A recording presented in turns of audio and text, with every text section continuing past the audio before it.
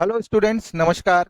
मैं गौरव चौधरी सीसी मंत्रा के इस यूट्यूब चैनल पर आप सभी विद्यार्थियों का हार्दिक स्वागत करता हूं। तो जैसा कि स्टूडेंट आप लोग जानते हैं, हम चैप्टर पढ़ रहे हैं राजस्थान की संस्कृति में राजस्थान की लोक देवियां, और इसके ऊपर 3 क्लासें हो चुकी है। मैं आपको विस्तार से पढ़ाने की कोशिश कर रहा हूं। तो जिन भी बच्चों ने पहले की 3 क्लासेस नहीं देखी हैं, वो देख लें। उनका लिंक जो है नीचे डिस्क्रिप्शन बॉक्स में आपको मिल जाएगा। क्लास के पीडीएफ नोट्स के लिए आप सीसी मंत्रा के टेलीग्राम चैनल को ज्वाइन कर सकते हैं। टेलीग्राम चैनल का जो लिंक है वो नीचे डिस्क्रिप्शन बॉक्स में दिया गया है, और गूगल प्ले स्टोर से आप सीसी मंत्रा का ऐप डाउनलोड करके टेस्ट सीरीज परचेज कर सकते हैं। तो चलिए, आज की क्लास को हम स्टार्ट करते हैं। ये राजस्थान की लोक देवियों पर चौथी क्लास होगी, और इसके बाद एक क्लास और आएगी, क्योंकि मैं आपको लोक देवियाँ जो हैं संभाग के अनुसार पढ़ा रहा हूँ, और हर क्लास में हम 2 संभागों को लेकर चल रहे हैं। तो राजस्थान में 10 संभाग हैं। तो आज जिन संभागों की लोक देवियों की हम बात करेंगे वो है बीकानेर संभाग और सीकर संभाग। तो बीकानेर और सीकर संभाग में सबसे पहले हम बात करते हैं बीकानेर संभाग की लोक देवियां। इसकी बात करेंगे, बीकानेर संभाग की लोक देवियां। बीकानेर संभाग की लोक देवियां। तो हम लोग जानते हैं कि बीकानेर संभाग के अंदर जो हैं 4 जिले आते हैं। बीकानेर संभाग के अंदर कितने जिले आते हैं? 4 जिले आते हैं। तो यहाँ पर अगर हम देखें कि वो 4 जिले कौन कौन से हैं, तो उनके ऊपर एक बार हम चर्चा कर लेते हैं। और 4 ही लोक देवियां बीकानेर संभाग की हम पढ़ेंगे। कितनी? 4 ही लोक देवियां जो है बीकानेर संभाग की हम पढ़ेंगे। तो देखिए, बीकानेर संभाग के अंदर एक तो आता है हनुमानगढ़। क्या आता है? हनुमानगढ़। ठीक है। एक आता है गंगानगर। एक आता है गंगानगर। एक आता है अनूपगढ़। तो ये 4 जिले जो हैं बीकानेर संभाग में आते हैं: हनुमानगढ़, गंगानगर, अनूपगढ़ और बीकानेर। तो बीकानेर संभाग के अंदर 4 जिले आते हैं। ठीक है। तो सबसे पहले तो हमें ये पता होना चाहिए कि भाई बीकानेर संभाग की लोक देवियां हम पढ़ रहे हैं, तो बीकानेर संभाग में कितने जिले आते हैं? तो बीकानेर संभाग के अंदर 4 जिले आते हैं। अब यदि हम हनुमानगढ़ की बात करें, तो हनुमानगढ़ के अंदर एक तो है किसका मंदिर है? हनुमानगढ़ माता में सॉरी, हनुमानगढ़ के अंदर एक तो मंदिर किसका है? भद्रकाली माता का। किसका मंदिर है? भद्रकाली माता का मंदिर है। भद्रकाली माता, इनका मंदिर कहाँ पर है? हनुमानगढ़। ठीक है। और एक जो माता है वो है कालका माता। कौन सी? कालका माता। इनका जो मंदिर है ये है पल्लू हनुमानगढ़ में। कहाँ पर है? पल्लू हनुमानगढ़ में। हनुमानगढ़ में एक जगह है पल्लू। तो कालका माता का जो मंदिर है वो कहाँ पर है? पल्लू हनुमानगढ़ में है। भद्रकाली माता का जो मंदिर है ये हनुमानगढ़ में है। और जो कालका माता का मंदिर है या कालका माता जो है, इनके बारे में अपन को एक बात ही ध्यान रखनी है। यह है सुनारों की कुल देवी है। किसकी कुल देवी है? सुनारों की कुल देवी है। सुनारों की कुल देवी हैं।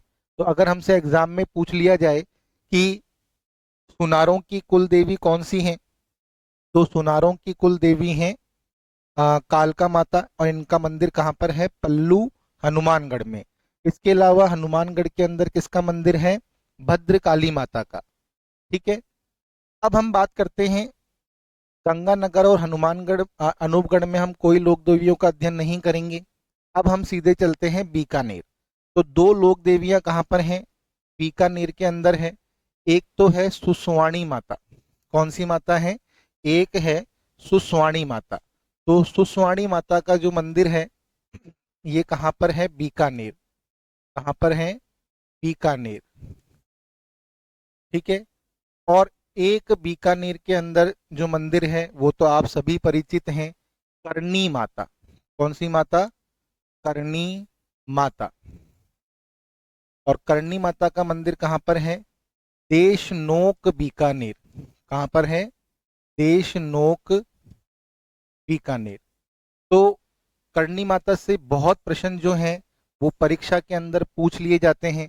तो करणी माता की जो चर्चा है हम लोग किससे करेंगे? विस्तार से करेंगे। तो बीकानेर संभाग में हम केवल 4 लोक देवियों का अध्ययन कर रहे हैं। एक तो मैंने आपको बता दिया, हनुमानगढ़ में 2 लोक देवियां हैं और बीकानेर में 2 लोक देवियां हैं। हनुमानगढ़ के अंदर 2 लोक देवियां कौन कौन सी हैं? एक तो है भद्रकाली माता और एक है कालका माता। कालका माता के बारे में अपन को ध्यान रखना है कि ये सुनारों की कुल देवी है। किसकी कुल देवी है? सुनारों की कुल देवी है।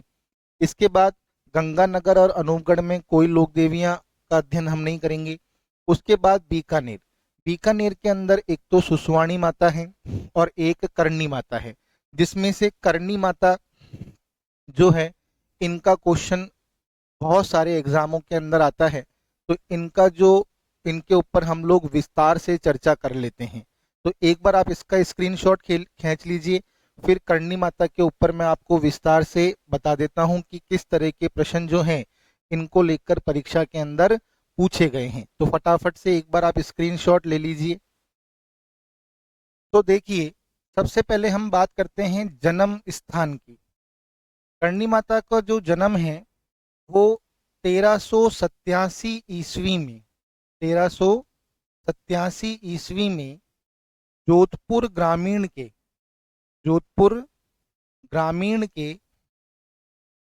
सुवाप ग्राम में हुआ।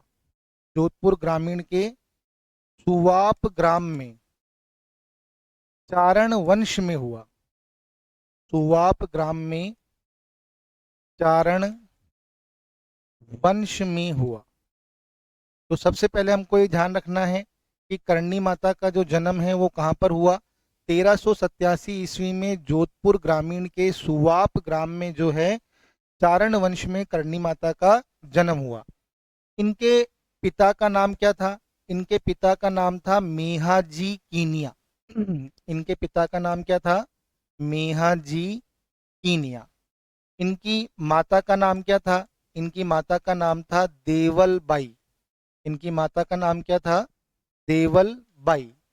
इनका विवाह जिसके साथ हुआ तो इनके पति का नाम क्या था? देपाजी बीठू। इनके पिता का नाम पति का नाम क्या था? देपाजी बीठू। लेकिन इन्होंने क्या किया? अपने पति का विवाह अपनी बहन गुलाब कुंवरी के साथ करा दिया और खुद जो है वो बीकानेर के नेहड़ी नामक स्थान पर ये रहने लगी। तो इन्होंने अपनी पति का विवाह किसके साथ करा दिया? अपनी बहन के साथ करा दिया। तो इनकी बहन का नाम क्या था? इनकी बहन का नाम था गुलाब कुंवरी। इनकी बहन का नाम क्या था? गुलाब कुंवरी। और अपनी बहन के साथ अपने पति का विवाह कराने के बाद इन्होंने अपना कार्यस्थल किसको बनाया? नेहेड़ी को बनाया। नेहेड़ी, ये क्वेश्चन एग्जाम में आया हुआ है कि करणी माता ने सर्वप्रथम अपना कार्यस्थल किसको बनाया था? नेहेड़ी, है ना। और नेहेड़ी के बाद किसको बनाया? नेहेड़ी के बाद इन्होंने बनाया देशनोक को। नेहेड़ी के बाद इन्होंने किसको बनाया? देशनोक को। तो वर्तमान में इनका जो मंदिर है वो देशनोक बीकानेर में ही है। इनका पेनोरमा भी वर्तमान में वहीं पर ही बनाया गया है, ठीक है ना। तो पहले नेहेड़ी, उसके बाद देशनोक, ठीक है। उसके बाद अपन को ध्यान रखना है कि इन्होंने अपनी बहन के पुत्र जो है लाखन जी को क्या करा? गोद ले लिया। बहन के पुत्र लाखन जी को क्या करा? गोद ले लिया। लाखन जी को गोद ले लिया। और ये जो लाखन जी थे ये बीकानेर की कोलायत झील में डूबने के कारण इनकी क्या हो गई? मृत्यु हो गई, ऐसा माना जाता है। उसके बाद करणी माता ने क्या किया? लाखन जी को पुनः जीवित किया, जिसके कारण इनका यमराज जी से विवाद हो गया। यमराज जी ने कहा कि भाई अगर आप प्रकृति के विरुद्ध जाकर ऐसा करते हैं तो मैं आपके किसी भी वंशज को जो है देवलोक में स्थान नहीं लेने दूंगा। तो इन्होंने कहा कोई बात नहीं, अगर ऐसी बात है तो मेरे जो वंशज हैं वो मेरे ही मंदिर के अंदर चूहों के रूप में रहेंगे। तो इसलिए करणी माता को अपन क्या कहते हैं, चूहों की देवी कहते हैं, क्योंकि करणी माता के मंदिर में बहुत सारे चूहे पाए जाते हैं, है ना। अधिकतर चूहे जो हैं वो काले रंग के होते हैं, लेकिन ऐसा माना जाता है कि इनके मंदिर में यदि किसी को सफेद चूहे के दर्शन हो जाएं तो उसकी मनोकामना पूर्ण हो जाती है। और सफेद चूहा क्या कहलाता है, सफेद चूहा कहलाता है काबा। सफेद चूहा क्या कहलाता है, सफेद चूहा कहलाता है काबा। तो अपन को ध्यान रखना है, सफेद चूहा जो अगर इनके मंदिर में दिखाई देता है उसे क्या कहते हैं, काबा कहते हैं। इसके अलावा सफेद चील को भी करणी माता का रूप माना जाता है। किसको, सफेद चील को, सफेद चील को भी करणी माता का रूप माना जाता है। सफेद चील को भी करणी माता का रूप माना जाता है। तो सफेद चूहा काबा कहलाता है और सफेद चील को भी क्या किया जाता है, करणी माता का रूप माना जाता है। तो यहाँ तक अपन एक बार वापस दोहरा लेते हैं। जन्म स्थान 1387 ईस्वी में जोधपुर ग्रामीण के सुवाब ग्राम में चारण वंश में इनका जन्म हुआ। इनके पिता का नाम था मेहाजी कीनिया, माता का नाम देवलबाई, पति देपाजी बीटू। इन्होंने अपने पति का विवाह अपनी बहन गुलाब कुंवरी के साथ करा दिया और अपना कार्यस्थल किसको बनाया, नेहड़ी को। ठीक है ना। नेहड़ी के बाद इन्होंने क्या बसाया, देशनोक। ठीक है। तो वर्तमान में इनका जो मंदिर है वो देशनोक बीकानेर में है। इन्होंने अपने बहन के पुत्र लाखन जी को गोद लिया था। इन्हें चूहों की देवी कहा जाता है। सफेद चूहा जो इनके मंदिर में दिखाई देता है वो काबा कहलाता है। सफेद चील को भी जो है करणी माता का क्या माना जाता है, रूप माना जाता है। इसके अलावा देखिए इन्हें जगत माता का अवतार माना जाता है। इन्हें जगत माता का अवतार माना जाता है। इन्हें जगत माता का अवतार माना जाता है। इन्हें दाढ़ी वाली देवी, इन्हें दाढ़ी वाली देवी और डोकरी भी कहा जाता है। इन्हें दाढ़ी वाली देवी और डोकरी भी कहा जाता है। तो ये भी अपन को ध्यान रखना है कि इनको जगत माता का अवतार माना जाता है। इन्हें दाढ़ी वाली देवी और डोकरी भी कहा जाता है। इनकी इष्ट देवी, ये क्वेश्चन एग्जाम में आया हुआ है, इनकी इष्ट देवी तेमड़ा जी थी। इनकी इष्ट देवी कौन थी, तेमड़ा जी थी। तो ये प्रश्न जो है परीक्षा के अंदर पूछा गया है। उसके बाद हमको याद रखना है इनकी इष्ट देवी तेमड़ा जी थी। उसके बाद देखिए इंपॉर्टेंट प्रश्न जो है, इनके मंदिर का निर्माण किसने करवाया, इनके मंदिर का निर्माण किसने करवाया। लेकिन सबसे इंपॉर्टेंट फैक्ट मैं आपको यहाँ पर अलग तरीके से लिख देता हूँ। इन्हें चारणों की कुल देवी, इन्हें चारणों की कुल देवी व बीकानेर के राठौड़ों की, बीकानेर के राठौड़ों की ईष्ट देवी कहा जाता है।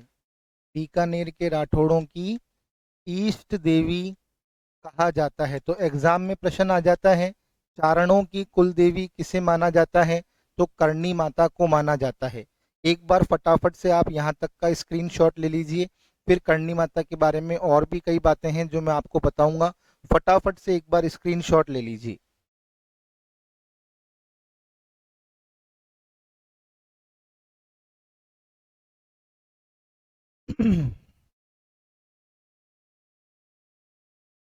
ठीक है।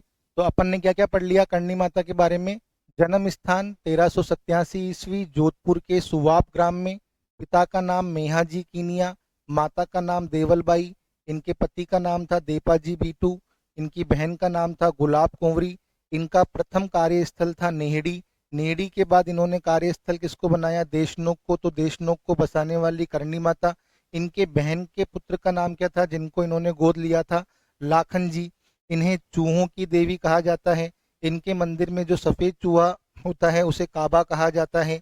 सफेद चील को भी करणी माता का रूप माना जाता है। इन्हें जगत माता का अवतार माना जाता है। इन्हें दाढ़ी वाली देवी और डोकरी भी कहा जाता है। इनकी इष्ट देवी कौन थी? इनकी इष्ट देवी तेमड़ा जी थी। इनकी इष्ट देवी कौन थी? तेमड़ा जी थी। इन्हें चारणों की कुल देवी व बीकानेर के राठौड़ों की इष्ट देवी कहा जाता है। तो यहां तक अपन लोगों ने पढ़ लिया। इसके बाद देखिए, इन्होंने मेहरानगढ़ दुर्ग की नींव रखी। इन्होंने, ये क्वेश्चन भी एग्जाम में आया हुआ है कि मेहरानगढ़ दुर्ग की नींव कौन सी माता ने रखी? तो करणी माता ने रखी। इन्होंने मेहरानगढ़ दुर्ग की नींव रखी। तो जोधपुर के राठौड़ों की भी इष्ट देवी करणी माता ही है। तो इन्होंने मेहरानगढ़ दुर्ग की नींव रखी। ठीक है। और राव बीका ने इन्हीं के आशीर्वाद से, इन्हीं के आशीर्वाद से, क्योंकि तो बीकानेर की स्थापना राव बीका ने की थी, तो राव बीका ने इन्हीं के आशीर्वाद से बीकानेर की स्थापना की। इन्हीं के आशीर्वाद से बीकानेर की स्थापना की। तो ये दो फैक्ट और याद रखिए कि इन्होंने मेहरानगढ़ दुर्ग की नींव रखी। तो मेहरानगढ़ दुर्ग की नींव किसने रखी? जैसे अपन ने पढ़ा था कि राजसमंद झील की नींव का पहला पत्थर जो है घेवर माता ने रखा था, उसी तरह मेहरानगढ़ दुर्ग की नींव का जो पहला पत्थर है वो किसने रखा था? करणी माता ने रखा था। राव बीका ने इन्हीं के आशीर्वाद से बीकानेर की क्या की थी? स्थापना की थी। अब आगे देखिए, यहां तक इनके मंदिर को, इनके मंदिर को मठ कहा जाता है। इनके मंदिर को क्या कहा जाता है? मठ कहा जाता है। निर्माण किसने कराया था? अगर हम निर्माण की बात करें तो निर्माण कराया था सेठ चांदमल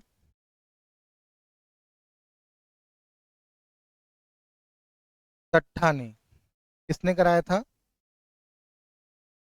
सेठ चांदमल डट्ठा ने जो है इनके मंदिर का निर्माण कराया था। चांदमल डड्डा ने जो है इनके मंदिर का क्या करवाया था? निर्माण करवाया था। ठीक है। वर्तमान स्वरूप जो है वो किसने किसने दिया? वर्तमान स्वरूप की यदि हम बात करें तो इनके मंदिर को वर्तमान स्वरूप देने वाले बीकानेर के 3 शासक हैं। एक तो हैं करण सिंह, एक सूरत सिंह, एक गंगा सिंह। एक करण सिंह, सूरत सिंह और गंगा सिंह। क्योंकि इनके मंदिर के बाहर जो संगमरमर का कलात्मक कार्य है वो किसने कराया था? महाराजा गंगा सिंह ने। संगमरमर का कलात्मक कार्य, संगमरमर का कलात्मक कार्य किसने करवाया था? महाराजा गंगा सिंह ने करवाया था। ये तीनों कौन थे? बीकानेर के शासक थे। तो इन तीनों शासकों ने इनके मंदिर को क्या करा? वर्तमान स्वरूप दिया। तो मंदिर को क्या कहते हैं? मठ कहते हैं। और मंदिर का निर्माण किसने करवाया था? सेठ चांदमल डड्डा ने करवाया था। वर्तमान स्वरूप जो है करण सिंह, सूरत सिंह और गंगा सिंह, ये तीनों कौन थे? बीकानेर के शासक। कौन थे? बीकानेर के शासक। इनके मंदिर के जो दरवाजे हैं वो किसके हैं? चांदी के हैं। इनके मंदिर के जो दरवाजे हैं वो किसके हैं? चांदी के हैं। और इन दरवाजों का जो निर्माण है वो किसने कराया था? निर्माण करवाया था अलवर के महाराजा, अलवर के महाराजा बख्तावर सिंह ने। अलवर के महाराजा बख्तावर सिंह ने। तो इनके मंदिर के जो दरवाजे हैं वो किसके हैं? इनके मंदिर के जो दरवाजे हैं वो चांदी के हैं। और इन दरवाजों का निर्माण किसने करवाया था? अलवर के महाराजा बख्तावर सिंह ने जो है इनके मंदिर का क्या करवाया था? चांदी के दरवाजों का निर्माण करवाया था। इनके मंदिर के बाहर, इनके मंदिर के बाहर, इनके मंदिर के बाहर इनके ग्वाले, इनके ग्वाले दशरथ मेघवाल का, इनके ग्वाले दशरथ यानी कि जो इनको दूध वगैरह लाकर देता था, इनके ग्वाले दशरथ मेघवाल का देवरा है। इनके ग्वाले दशरथ मेघवाल का क्या है? देवरा है। तो ध्यान रखिएगा, करणी माता के मंदिर के बाहर इनके जो ग्वाले हैं दशरथ मेघवाल, उनका देवरा है। इन जिसके पास अपन लिख सकते हैं, जिसके पास सावण भादवा, ये क्वेश्चन आता है एग्जाम में, सावण भादवा नाम के दो कड़ाव रखे हुए हैं, दो कड़ाव रखे हुए हैं, बहुत बड़े कड़ाव हैं ये। और इन कड़ावों का नाम क्या है? सावण भादवा। तो जिसके पास सावण भादवा नाम के क्या रखे हुए हैं? दो कड़ाव रखे हुए हैं। और अभी जो लेटेस्ट अपन को ध्यान रखना है वो ये याद रखना है कि करणी माता का जो ओरण है, जो क्षेत्र है, ओरण मतलब क्षेत्र, करणी माता का ओरण, करणी माता का ओरण 10,000 बीघा में है, 10,000 बीघा में है। यह राजस्थान का, यह राजस्थान का सबसे बड़ा ओरण है, यह राजस्थान का सबसे बड़ा ओरण है। करणी माता का पैनोरमा, इनका पैनोरमा देश नोक में है, इनका पैनोरमा कहाँ पर है? देश नोक में है। अब इसका उद्घाटन कब किया गया? इसका उद्घाटन किया गया 28 जुलाई 2018, 28 जुलाई 2018 को इनके पैनोरमा का क्या किया गया? उद्घाटन किया गया। और हमको दो फैक्ट और याद रखने हैं, चैत्र और आश्विन, चैत्र और आश्विन में क्या भरता है? मेला भरता है। चैत्र और आश्विन में क्या भरता है? मेला भरता है। और इनके मंदिर में 11 फीट का, इनके मंदिर में 11 फीट का चांदी का दीपक है। इनके मंदिर में 11 फीट का चांदी का दीपक है, जो विश्व का, जो विश्व का सबसे बड़ा, जो विश्व का सबसे बड़ा चांदी का दीपक है, जो विश्व का सबसे बड़ा चांदी का दीपक है। तो देखिए बच्चों, हर फैक्ट, हर चीज को मैं आपको लिखवाने की कोशिश कर रहा हूं ताकि आपका कोई भी पॉइंट जो है मिस नहीं हो। एग्जाम के अंदर आजकल लेवल जो है पेपर का बहुत ही डीप हो गया है, स्टैंडर्ड हाई हो गया है। तो हम शॉर्टकट तरीके से नहीं पढ़ सकते, हमें हर चीज को विस्तार से पढ़ना पड़ेगा। यानी कि एक बार तो कम से कम हमको हर फैक्ट मालूम होना चाहिए ताकि हम एग्जाम में सही आंसर लगा सकें। तो विस्तार से पढ़ने का कोई नुकसान नहीं है, बल्कि उल्टा क्या होता है? फायदा ही होता है। और मैं आप लोगों के लिए मेहनत कर रहा हूं ताकि आप लोगों को हर फैक्ट जो है वो अवेलेबल हो जाए, आपके नोट्स बेहतरीन बन जाएं और एग्जाम में जो है आपका कोई भी प्रश्न इस गलत नहीं हो। ठीक है, तो यहाँ तक अपन लोगों ने स्क्रीनशॉट ले लिया था। तो फटाफट से इनके मंदिर को क्या कहते हैं? मठ कहते हैं। इनके मंदिर का निर्माण जो है सेठ चांदमल डड्डा ने करवाया। वर्तमान स्वरूप बीकानेर के शासक करण सिंह सूरज सिंह गंगा सिंह ने दिया। गंगा सिंह ने इनके मंदिर के बाहर संगमरमर का कलात्मक कार्य करवाया। इनके मंदिर के दरवाजे किसके हैं? चांदी के हैं। और इन चांदी के दरवाजों का निर्माण अलवर के महाराजा बख्तावर सिंह ने करवाया था। इनके मंदिर के बाहर इनके ग्वाले दशरथ मेघवाल का क्या है, देवरा है यानी मंदिर है। उसके पास सावण भादवा नाम के 2 कड़ाव रखे हुए हैं। करणी माता का जो ओरण है 10,000 बीघा में है। यह राजस्थान का क्या है, सबसे बड़ा ओरण है। इनका पेनोरमा देशनोक में है। चैत्र और आश्विन में जो नवरात्रे आते हैं तो इसमें करणी माता का मेला भरता है। इनके मंदिर में क्या है, 11 फीट का चांदी का दीपक है, जो विश्व का क्या है, सबसे बड़ा चांदी का दीपक है। तो ये करणी माता से रिलेटेड सारे फैक्ट जो हैं मैंने आपको लिखवा दिए, और इसकी पीडीएफ आपको जो है अवेलेबल हो जाएगी टेलीग्राम चैनल के ऊपर। तो आई थिंक आपको बीकानेर संभाग की जो लोक देवियां हैं वो समझ में आई होंगी। ठीक है, तो बीकानेर संभाग में हनुमानगढ़, गंगानगर, अनूपगढ़ और बीकानेर, ये 4 जिले आते हैं। 2 लोक देवियों के मंदिर हनुमानगढ़ में हैं, एक भद्रकाली माता, एक कालका माता। तो कालका माता के बारे में ध्यान रखना है, ये सुनारों की कुल देवी है। गंगानगर अनूपगढ़ में कोई लोक देवियां नहीं है, इनका मंदिर नहीं है।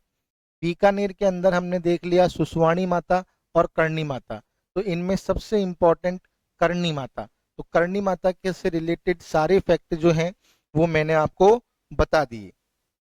अब अपन बात करते हैं सीकर संभाग की लोक देवियां, और इसके अंदर हम लोग जो हैं 3 लोक देवियों का अध्ययन करेंगे, और तीनों ही बहुत इंपॉर्टेंट है और परीक्षा में उनमें से प्रश्न पूछे हुए हैं, ध्यान रखिएगा। तो सीकर संभाग की लोक देवियां, 3 लोक देवियां हम पढ़ेंगे, और तीनों लोक देवियां बहुत ही इंपॉर्टेंट है परीक्षा के दृष्टिकोण से, और उसमें से प्रश्न आए हुए हैं। तो देखिए, अगर हम बात करें सीकर संभाग की, तो सीकर संभाग में भी कितने जिले आते हैं, 4 जिले जो हैं वो सीकर संभाग के अंदर आते हैं। एक तो आ गया आपका चूरू, एक तो क्या आ गया, चूरू, एक सीकर, एक मिनट, एक चूरू, एक सीकर, एक नीम का थाना, नीम का थाना, और एक है झुंझुनू। एक कौन सा है, झुंझुनू। तो चूरू, सीकर, नीम का थाना और झुंझुनू, तो ये जो 4 जिले हैं ये सीकर संभाग के अंतर्गत आते हैं।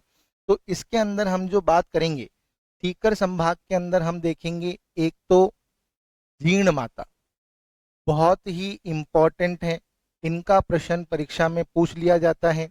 फिर अपन बात करेंगे झुंझुनू। झुंझुनू के अंदर हम बात करेंगे रानी सती, रानी सती, इनका प्रश्न परीक्षा के अंदर पूछ लिया जाता है। और एक नीम का थाना, नीम का थाना उदयपुर वाटी के अंदर मंदिर है, सक्राय माता। कौन सी माता, सक्राय माता या शंकरा माता, शंकरा माता, जिन्हें हम सक्राय माता भी कहते हैं। क्या कहते हैं, सक्राय माता। और इनका मंदिर कहाँ है, उदयपुर वाटी। कहाँ पर है, उदयपुर वाटी, नीम का थाना, नीम का थाना। ठीक है। और चूरू तो सालासर बालाजी के लिए फेमस है, तो चूरू में हम कोई लोक देवी का अध्ययन नहीं करेंगे। तो सीकर के अंदर हम जीर्ण माता के बारे में पढ़ेंगे, नीम का थाना के अंदर हम शंकरा या सक्राय माता के बारे में पढ़ेंगे, और झुंझुनू के अंदर हम बात करेंगे रानी सती की। तो ये 3 लोक देवियां जो हैं हमको सीकर संभाग के अंतर्गत पढ़नी है। तो सबसे पहले हम बात कर लेते हैं जीर्ण माता। तो जीर्ण माता का जो मंदिर है वो कहाँ पर है, रेवासा गांव सीकर। जीर्ण माता का मंदिर कहाँ पर है, रेवासा गांव सीकर।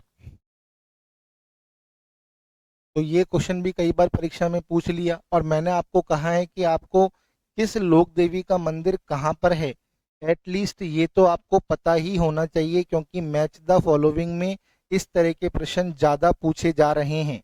ठीक है ना। तो जीर्ण माता का मंदिर कहाँ पर है, रेवासा गांव सीकर में। तो सबसे पहले हम बात करेंगे जन्म स्थान। सबसे पहले हम बात करेंगे जन्म स्थान। तो जीण माता का जो जन्म स्थान है वो कौन सा है? घांगू गांव चूरू। कौन सा है? घांगू गांव चूरू। तो इनका जन्म कहाँ पर हुआ? घांगू गांव चूरू। जैसे करणी माता का जन्म जोधपुर ग्रामीण के सुवाप गांव में हुआ, उसी तरह जीण माता का जन्म जो है वो घांगू गांव चूरू में हुआ, है ना, सीकर में नहीं हुआ। सीकर में तो इनका क्या है? मंदिर है। ये अपन को ध्यान रखना है। अब बात करते हैं, इनके पिता का नाम था धनराय चौहान। इनके पिता का नाम क्या था? इनके पिता का नाम था धनराय चौहान। और इनके भाई का नाम क्या था? इनके भाई का नाम था, इंपॉर्टेंट जो पूछे जा सकते हैं उसी की चर्चा अपन कर रहे हैं। भाई का नाम क्या था? हर्ष। इनके भाई का नाम क्या था? हर्ष। तो कभी कभार एग्जाम में क्वेश्चन आ जाता है कि हर्ष की पहाड़ियां कहाँ पर हैं? तो हर्ष की पहाड़ियां सीकर में हैं। हर्ष की पहाड़ियां कहाँ पर हैं? सीकर में हैं। अच्छा, करणी माता में आप एक चीज नोट करिए, बहुत इंपॉर्टेंट है, मेरे को अभी ध्यान आया। तो करणी माता के अंदर एक चीज आप लिखिए, बचपन का नाम। मैं आपको यहाँ पर इनके बचपन का नाम लिखाना भूल गया, बहुत इंपॉर्टेंट, एग्जाम में क्वेश्चन आया हुआ है। इनके बचपन का नाम था रिद्धी बाई। इनके बचपन का नाम क्या था? रिद्धी बाई। ठीक है ना, बहुत इंपॉर्टेंट। तो उसी तरह जीण माता के बचपन का नाम क्या था? इनके बचपन का नाम था जयंती बाई। इनके बचपन का नाम क्या था? जयंती बाई। एक्चुअल में इनकी भाभी ने इनको कुछ गलत कह दिया था, जिसके कारण ये घर छोड़ के चले गई और जाकर पहाड़ी पर बैठ गई। इनका भाई हर्ष जो है इन्हें मनाने के लिए गया, लेकिन ये घर वापस नहीं आई। और इनका जो भाई था वो भी फिर घर वापस नहीं लौटा, और उसके पास की पहाड़ी के ऊपर जो है उनका भी मंदिर है। तो ये दोनों बहन भाई जो थे आ, उसके बाद घर नहीं लौटे। तो हर्ष की जो पूजा है वो भैरू के रूप में की जाती है, और जयंती बाई जो है इन्हें अपन जीण माता के रूप में क्या करते हैं? पूजते हैं। तो सबसे इम्पोर्टेंट बात कि इनका जन्म स्थान जो है वो घांगू गांव चूरू है, और वर्तमान में इनका मंदिर जो है वो रेवासा गांव सीकर में है। इनके पिता का नाम क्या था? धनराय चौहान। इनके भाई का नाम क्या था? हर्ष। इनके बचपन का नाम क्या था? जयंती बाई। इनके बचपन का नाम क्या था? जयंती बाई। अब इंपॉर्टेंट क्वेश्चन, इन्हें इन्हें सीकर के चौहानों की, इन्हें सीकर के चौहानों व मीणाओं की, सीकर के चौहानों व मीणाओं की कुल देवी कहा जाता है, या कुल देवी हैं। यह सीकर के चौहानों व मीणाओं की क्या है? कुल देवी हैं। इन्हें शेखावटी की, इन्हें शेखावाटी की लोक देवी भी कहा जाता है। इन्हें शेखावाटी की लोक देवी भी कहा जाता है। और यदि और अन्य नामों की हम चर्चा करें तो इन्हें भ्रामरी, इन्हें भ्रामरी व मधुमक्खियों की देवी भी कहा जाता है। मधुमक्खियों की देवी। जब मुस्लिम आक्रांताओं ने इनके मंदिर पर आक्रमण किया तो मधुमक्खियों ने उनके ऊपर हमला किया, तो इन्हें मधुमक्खियों की देवी भी कहा जाता है। तो ये सामान्य चर्चा तो हो गई कि भाई जन्म स्थान घांगू गांव चूरू, पिता का नाम धनराय चौहान, भाई का नाम हर्ष, बचपन का नाम इनका क्या था? जयंती बाई। इन्हें सीकर के चौहानों और मीणाओं की कुल देवी कहा जाता है। इन्हें शेखावाटी की लोक देवी कहा जाता है।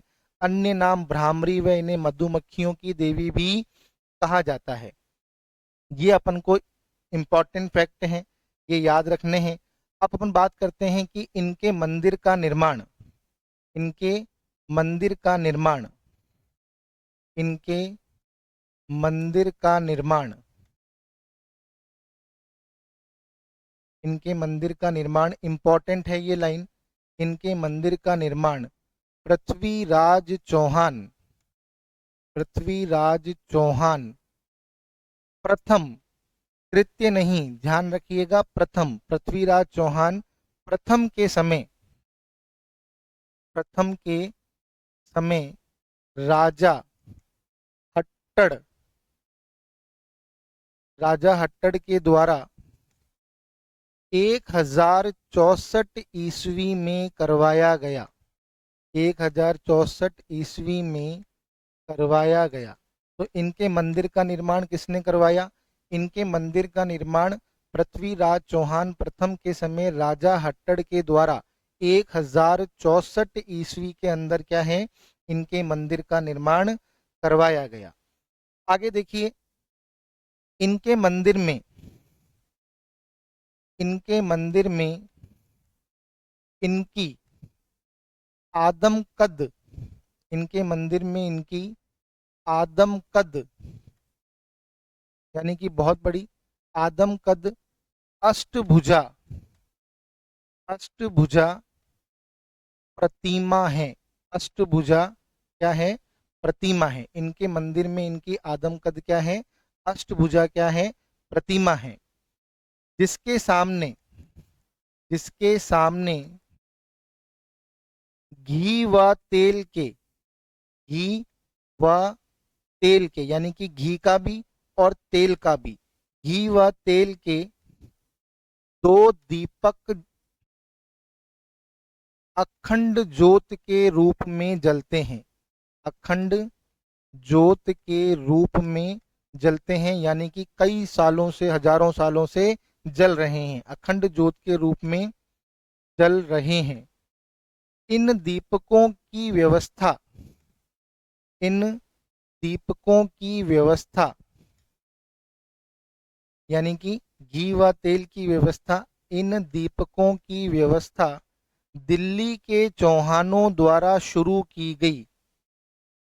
किसके द्वारा? यानी कि इनके लिए घी व तेल और इनको जलाने की व्यवस्था किसके द्वारा शुरू की गई? इनको इन दीपकों की व्यवस्था दिल्ली के चौहानों के द्वारा शुरू की गई। तो ये प्रश्न हमसे पूछा जा सकता है कि इन दीपकों की व्यवस्था सर्वप्रथम किसके द्वारा की गई थी? तो दिल्ली के चौहानों के द्वारा इन दीपकों को जलाने की क्या की गई थी? व्यवस्था की गई थी। यह देवी विशेष अवसर पर, यह देवी विशेष अवसर पर, विशेष अवसर पर 2.5 प्याला मदिरा पीती हैं। विशेष अवसर पर क्या करती हैं? 2.5 प्याला मदिरा पीती हैं। ये क्वेश्चन एग्जाम में पूछा हुआ है कि एक विशेष अवसर पर 2.5 प्याला मदिरा कौन सी देवी को पिलाया जाता है? तो वो है जीण माता। एक क्वेश्चन इनका बहुत ही इंपॉर्टेंट है, ध्यान रखना है अपन को, वो ये है, राजस्थानी लोक साहित्य में, राजस्थानी लोक साहित्य में इनका गीत सबसे लंबा है, इनका गीत सबसे लंबा है। ये परीक्षा में पूछा गया प्रश्न है कि राजस्थानी लोक साहित्य में किस देवी का गीत सबसे लंबा है? तो जीण माता का। इन्हें, इसे कनफटे योगी, इसे कनफटे योगी डमरू व सारंगी पर गाते हैं। यह गीत, यह गीत तिरंजा कहलाता है। यह गीत क्या कहलाता है? तिरंजा कहलाता है? बहुत ही इम्पोर्टेंट प्रश्न है, ध्यान रखिएगा कि किस देवी का लोकगीत सबसे लंबा है? तो किस देवी का लोकगीत सबसे लंबा है? जीण माता का। और चैत्र और आश्विन में, चैत्र व आश्विन के नवरात्रों में, आश्विन के नवरात्रों में या नवरात्रों में इनका मेला भरता है। करणी माता का भी तभी भरता है चैत्र और आश्विन में। तो चैत्र व आश्विन के नवरात्रों में इनका मेला भरता है। और इनका मंदिर एक ऐसा मंदिर है जो किसी भी ग्रहण में बंद नहीं होता। हालांकि सूर्य ग्रहण, चंद्र ग्रहण के समय मंदिरों को बंद कर दिया जाता है, फिर वापस खोलकर उनको धोया जाता है, लेकिन जीण माता का मंदिर एक ऐसा मंदिर है जो किसी भी ग्रहण के समय बंद नहीं होता। ये इसकी एक अनोखी विशेषता है। और इनका जो मेला है वो चैत्र व आश्विन के नवरात्रों में भरता है। इनके भाई को, हर्ष को, किसके रूप में पूजा जाता है? भैरू के रूप में पूजा जाता है। और इनका जो मंदिर है वो इनके पास ही पहाड़ी पर स्थित है, ये अपन को ध्यान रखना है। अच्छा, करणी माता में एक क्वेश्चन अभी लेटेस्ट पूछा गया एग्जाम में, वो आप एक और नोट कर लो। चारण चर जाए, चारण चर जाए, इनके गीत की पंक्तियां हैं, इनके गीत की पंक्तियां हैं। तो ये क्वेश्चन अभी लेटेस्ट परीक्षा में पूछा गया था कि चारण चर जाए किसके गीत की स्तुतियां हैं? तो चारण चर जाए करणी माता के गीत की स्तुतियां हैं। और इनके बचपन का नाम रिद्धि बाई था। तो ये दो चीजें मैं आपको लिखवाना भूल गया था, तो वो आप नोट डाउन कर लीजिए। और जीण माता के बारे में जितने भी इम्पोर्टेंट फैक्ट थे वो मैंने आपको सारे लिखवा दिए। तो ये ध्यान रखना है, मंदिर का निर्माण पृथ्वीराज चौहान प्रथम के समय राजा हट्टड़ ने करवाया 1064 ईस्वी में। इनके मंदिर में इनकी आदमकद अष्टभुजा प्रतिमा है। आदमकद क्या है? अष्टभुजा प्रतिमा है, जिसके सामने क्या चलते हैं? घी व तेल के दीपक। और इनकी व्यवस्था सर्वप्रथम किसके द्वारा की गई? दिल्ली के चौहानों के द्वारा। विशेष अवसर पर ढाई प्याला मदिरा क्या करती हैं? सेवन करती हैं। इनका जो गीत है सबसे लंबा है। और कनफटे योगी किस वाद्य यंत्र की सहायता से? डमरू और सारंगी। और इसका यह गीत क्या कहलाता है? चिरंजा। और इनका मेला चैत्र व आश्विन के नवरात्रों में इनका मेला भरता है। तो करणी माता, जीण माता बहुत इंपॉर्टेंट है। इनसे रिलेटेड प्रश्न कई बार परीक्षाओं में पूछे गए हैं। अब देखिए रानी सती, रानी सती। तो रानी सती का जो मंदिर है वो कहाँ पर है? झुंझुनू में है। इनका बहुत ही भव्य संगमरमर का जो मंदिर है वो कहाँ पर बना हुआ है? झुंझुनू में बना हुआ है। तो रानी सती का मंदिर कहाँ पर है? झुंझुनू के अंदर इनका संगमरमर का बहुत ही बढ़िया मंदिर बना हुआ है। इनके बारे में केवल अपन को इनकी 4 बातें याद रखनी है जो एग्जाम में पूछी गई हैं। इनका मूल नाम क्या था? इनका मूल नाम था नारायणी बाई। इनका मूल नाम क्या था? नारायणी बाई। इनके पति का नाम क्या था? इनके पति का नाम था तन धन दास। इनके पति का नाम क्या था? तन धन दास। यह अपने पति के साथ सती हुई थी। यह अपने पति के साथ सती हुई थी, लेकिन घेवर माता अकेली सती हुई थी। तो यह अपने पति के साथ सती हुई थी। ठीक है। और इनके बारे में और यह अग्रवालों की कुल देवी है। इसकी कुल देवी है, यह अग्रवालों की कुल देवी हैं। इन्हें दादी जी भी कहा जाता है। इन्हें दादी जी भी कहा जाता है। और इनके मेले पर सरकार ने प्रतिबंध लगा रखा है, क्योंकि सती जो है आज गैर कानूनी है सती होना। तो देखिए, रानी सती का जो मंदिर है वो कहाँ पर है? झुंझुनू में है। कहाँ पर है? झुंझुनू में। संगमरमर का इनका बहुत बढ़िया मंदिर है। इनका मूल नाम क्या था? नारायणी बाई। इनके पति का नाम क्या था? तंधन दास। यह अपने पति के साथ क्या हुई थी? सती हुई थी। यह अग्रवालों की कुल देवी है। किसकी कुल देवी है? अग्रवालों की। और इन्हें दादी जी भी कहा जाता है। तो ये चीज अपन को ध्यान रखनी है। और लास्ट देखिए, इस क्लास में हम बात करते हैं किसकी? शंकरा माता या सक्राय माता। शंकरा माता या सक्राय माता। तो हमारे बीकानेर संभाग और सीकर संभाग की जो लोक देवियां हैं वो कंप्लीट हो जाएंगी। तो शंकरा या सक्राय माता, इनके बारे में केवल दो बातें ध्यान रखनी है। एक तो इनका मंदिर कहाँ पर है? उदयपुर वाटी, नीम का थाना। पहले इनका मंदिर भी सीकर में ही आता था, तो लेकिन अब नीम का थाना एक नया जिला बन गया है। तो उदयपुर वाटी, उदयपुर वाटी नीम का थाना।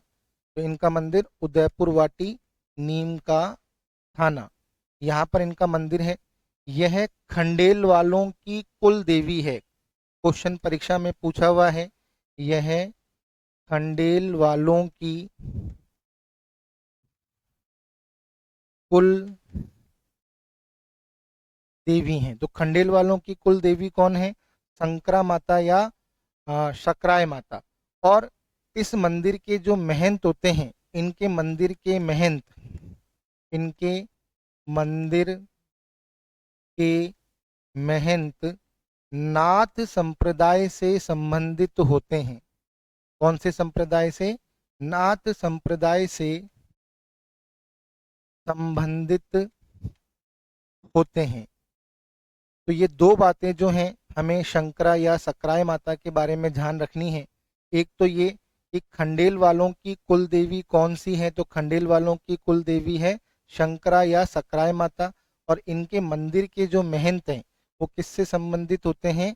नाथ संप्रदाय से संबंधित होते हैं। तो इस क्लास के अंदर हम लोगों ने बीकानेर और सीकर संभाग की लोक देवियों का अध्ययन कर लिया। अब एक क्लास हमारी और होगी जिसमें हम अजमेर और कोटा संभाग की लोक देवियों का अध्ययन करेंगे। उसके बाद ये टॉपिक हमारा कंप्लीट हो जाएगा और मैंने इस टॉपिक को आपको बहुत ही डिटेल से पढ़ाया है। उसके बाद मैं आपको इस चैप्टर से रिलेटेड वन लाइनर क्वेश्चन की एक क्लास दूंगा जिसके अंदर लोक देवियों से रिलेटेड सारे क्वेश्चंस को अपन कवर करेंगे। लेकिन क्वेश्चंस को करने का आनंद तभी आता है जब हमने पहले उसको डिटेल से पढ़ा हो। तो मैंने आपको इस चैप्टर को बहुत ही डिटेल से पढ़ाया है। आप अपने नोट्स बनाइए और उनको 2-3 बार रीड करिए, तब आपको क्वेश्चन करने का आनंद आएगा और आपको लगेगा कि वाकई में आपका इस चैप्टर के ऊपर कमांड हो गया है। और यदि आपको मेरी क्लासेस पसंद आ रही है तो प्लीज़ मेरे चैनल को लाइक करना, शेयर करना, सब्सक्राइब करना मत भूलिए। कमेंट करके मुझे ज़रूर बताइए कि आपको ये क्लासेस कैसी लग रही हैं। अब हम मिलेंगे नेक्स्ट क्लास में। Thank you very much.